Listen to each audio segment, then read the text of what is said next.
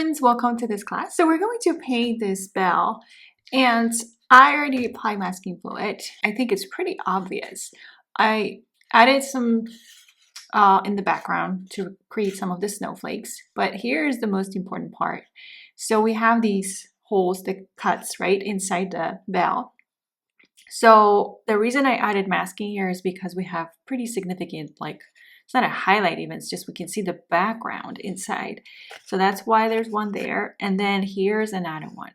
Now, the way we're going to paint this bell is we're going to wet the entire bell and apply colors wet on wet.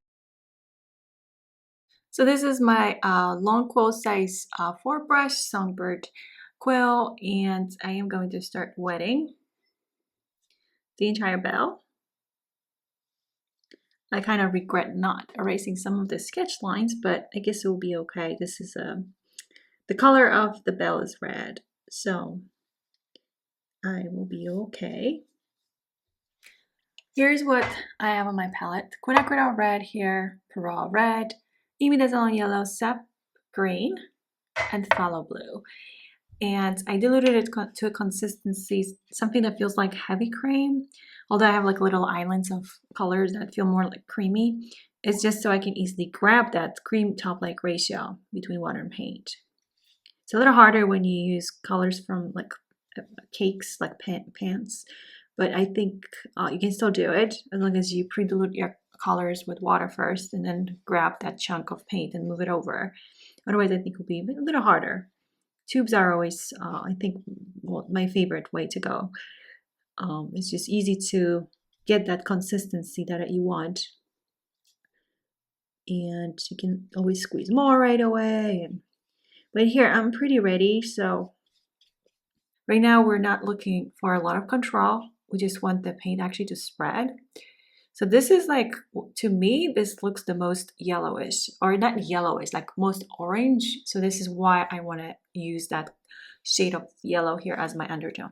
I am actually going to grab a second brush. So this is my long quill 2, because I want to add right away a little bit of blue on each side. So this is some of this water to milk-like ratio of phthalo blue. You can go with cobalt blue. I always like kind of debate because I like cobalt blue, but phthalo blue is the primary color for Holbein's color palette. So I know the colors will look cleaner for sure when I blend them like this. So I'm adding it on each side of the bell because when you look at the reference, it does feel, first of all, that's kind of like out of focus, right? But also like it's lighter in a way. So I want this to feel that way too in my paper, and that's why I'm using this bluish tone. I'm just going to add it a little bit here. I'm staying away from the yellows. It's easy to create that shade of green if you mix the colors too much on your paper. So very gentle approach here. I'm going to clean this brush. And with that same brush, I'm not cleaning it. I'm just going to grab both of these reds actually. It does feel overall like this should be more like a quinacridone red. That's for sure. So I'm going to kind of circle like this area here. This is like the highlight, right? So I want to go here a little bit, not too far, because I want to keep the sides a little lighter. I'm going to grab a little more of that quin red, wipe my brush on a towel so I don't have so much on my brush, and start getting closer. I'm wiping. When I'm wiping, it becomes more damp, the brush. So I have to be very careful because actually when your brush feels damp, you start removing water from the paper. But I can also shade it easily like this. So I'm using this damp brush. And I'm wiping it again, kind of like, yes, removing the water from the paper, because that's what helps me to control this spreading, and I can get closer toward the edges here. Because I like the blue, but it doesn't have to be completely like blue, so I still want the colors to bleed in there. Here, so I'm going to grab more like a heavy cream. I can't go with a half and half or milk, yes, because that means I would have too much water in my brush. So I'm just kind of circling this again, this area. And I could grab some of the blue now. This is a dirty brush, and I'm just grabbing some of the blue. And yeah, this is like the shadowy part or reflections. I just want to add it in some areas only for sure. So grab like a heavy cream of that blue and red and add it right underneath the bow, because that's the area. And I suggest to grab a little bit of green, because green is a complementary color to red, and that's the color you actually need to create a natural shade for that shadow. So I'm looking for like the shadowy parts, maybe like a little bit here. So this is the green as well on my brush. I'm gonna go through here a little bit. I do like how this is lighter. I feel like this should be more like a quin red. So this is like a damp brush and heavy cream to cream top. I do want those shadows, so more of the blue on this side, and then maybe over here. It's kind of like away from the highlights. That's where I'm adding these shadows. So a little bit of green and some blue.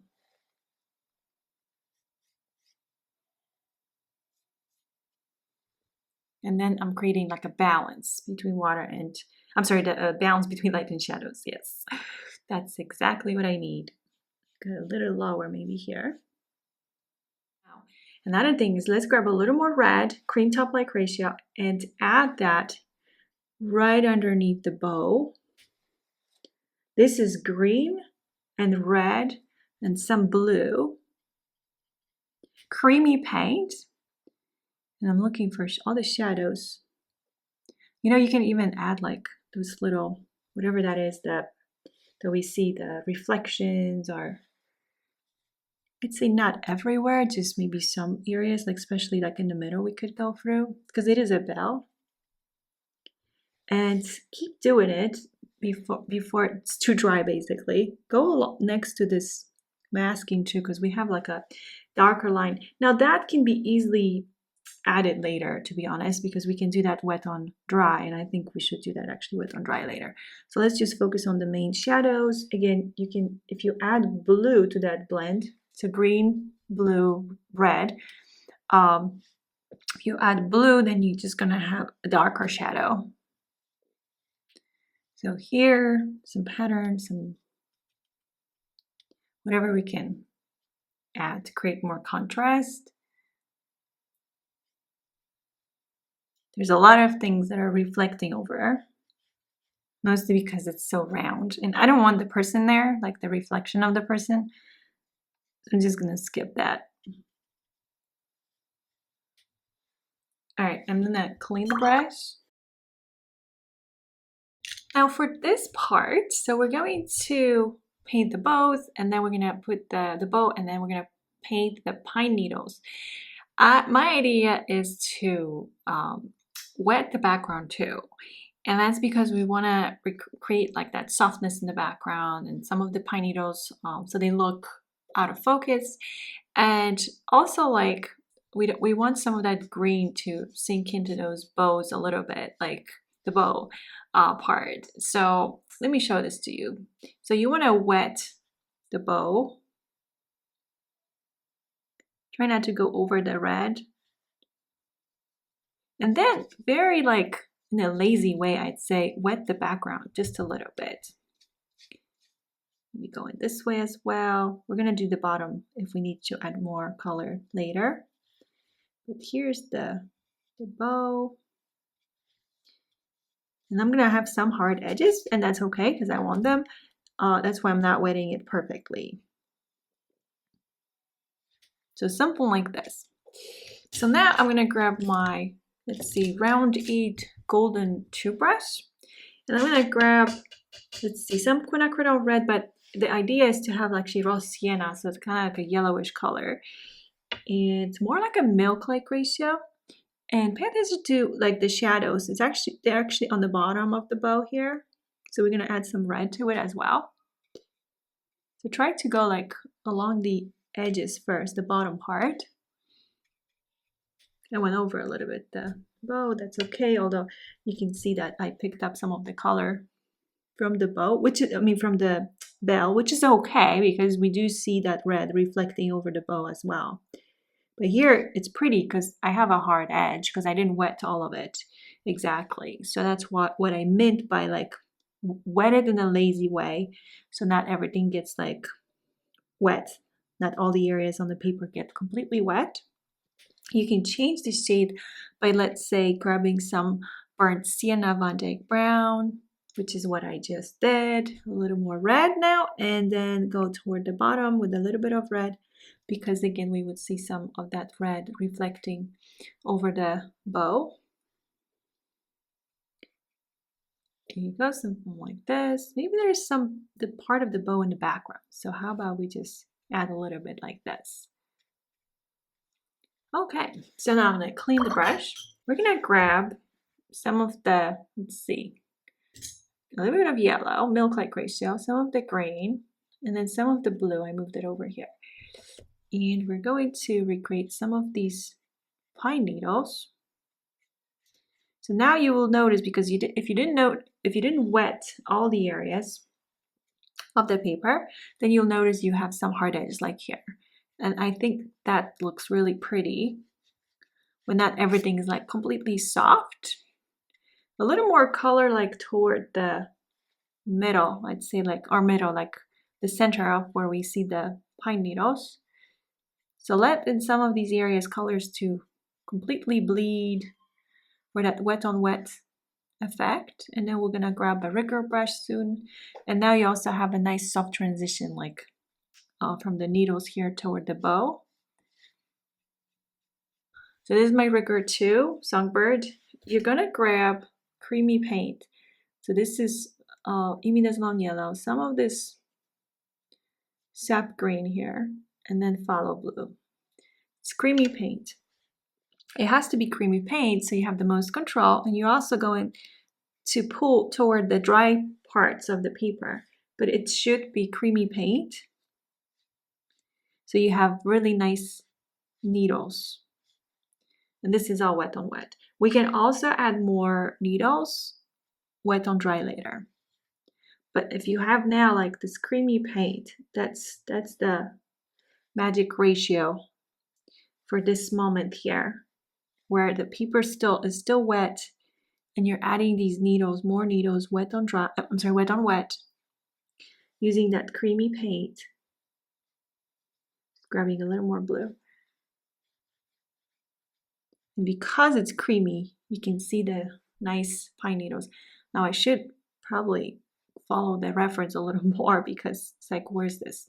Where is it coming from? My pine needles are a little long, and I do want them to resemble what I see in the reference. So maybe I'll separate them right here.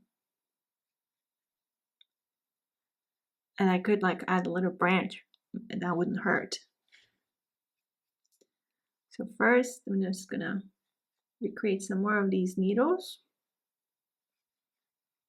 And I could grab now with that same brush, I didn't clean it, just a little bit of burnt sienna Van Dyke brown, creamy paint, just so I can give an end to this little pine needle here, or pine branch right here, let's say. And then if I want to like show more of it, I can pull through here and here. And I can literally add more pine needles later, wet on dry too. We can also lift the colors. I'm gonna clean the brush. So I would love to see your versions, and yeah, just let me know if you have any questions. You can also lift more colors over the bell, and that'll look pretty too. So thank you so much for your time, and let me know if you have any questions.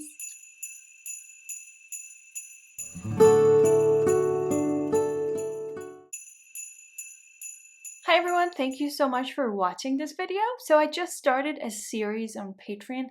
It's called 12 Days of Christmas. This is where I share classes and 12 different cards. So you'll get to create Christmas cards for your family and friends. And this series is only available on Patreon. So it's www.patreon.com/MariaMoreJane.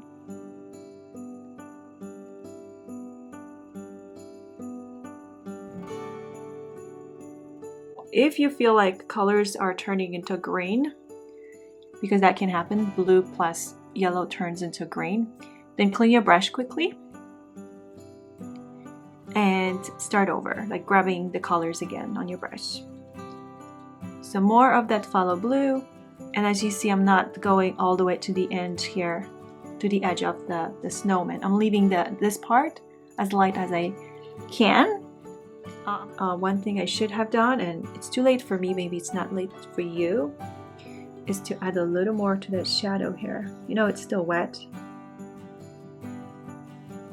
Might as well add a little bit. It's just the indigo. So, for example here, whatever you can see shadows, when you take a look at these marshmallows, you will notice that they are not like perfectly white. What's reflecting over it is actually the chocolate, the color of the chocolate, the cocoa powder, or colors from the mug. So here we do want the highlights, so we definitely don't want to lose the highlights. So here's this version from the class, and there's my test piece. I painted this test piece so much faster, and I actually like this one better. Along the sketch line on the inside, so you have more highlights. For the red part, we're gonna paint this once everything dries, and then we're gonna focus on re-wetting just this section here above the house, and we're gonna start working with the reds. I'm gonna use quinacridone red, pearl red, and we're gonna get closer toward the house. And then here, this is gonna be the area that we're gonna keep as light as possible, just with this nice glowy yellow. Now, if for some reason you lost some highlights, remember you have a stiffer brush, smaller brush, so you can use it to lift a little bit. I suggest to really wipe it on a towel if you need to lift. And let's say we want to add some highlight here on top of the neck area right there. This is a damp brush. You clean your brush, wipe it on a towel, and then you lift the colors. And then you can add gold over here as well, like in the background.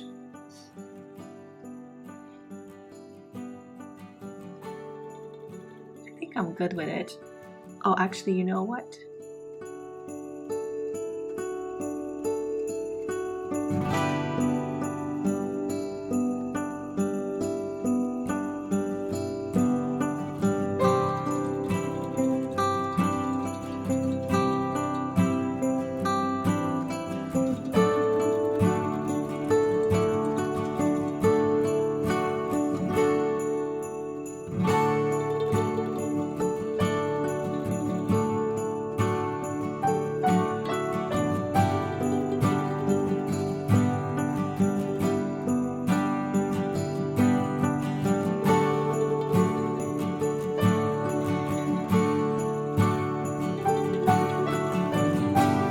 These are the examples of these trees, what they look like. So the first wash is very light, and this is the brush that I am using. This is actually a full class that's available on Patreon. So it's important to blend your colors on the paper instead of your palette, so you can see the separation of colors, so that blue has different shades, so it's not just cobalt blue, or let's say you mixed the colors perfectly on a palette. There's no point for that because we're painting with watercolors. Now use the pointy part again of the brush, the tip of your brush, as you keep moving down, and the ratio between water and paint should be somewhere between water to milk-like ratio. And I'd say even go with water, something that feels like water, so way more diluted paint with water. And then you just keep going, and you can use a rigger brush as well, and that'll help you, like maybe with the tree tops, to create some of the thinner branches. And then you can use darker shades such as Van Dyke Brown, Indigo, to add these trunks, and you want to do that wet on wet. So when we first started painting these trees, it was wet on dry, but the layer is still wet, and we're applying these darks now. This is like indigo basically, wet on wet. So it changed from wet on dry to wet on wet because we were adding more color on top of it, and you're only adding those darks towards like the areas where you have shadows and you see a little bit of those branches. Now once you're done applying colors, you actually want to place your card like so it stands up, so the paint kind of keeps moving down a bit, and in between you can add some water, for example, to create slight blooms, tiny blooms. That's when you want that paint to drip down a little bit more for that effect. But you'll find more information and you'll get to paint the entire card in my patron school. So there will be more cards to paint. This is just day one, and day one is really detailed. So it's a full real-time video where I talk in real time as I'm painting. So I hope to see you on Patreon. Thank you so much.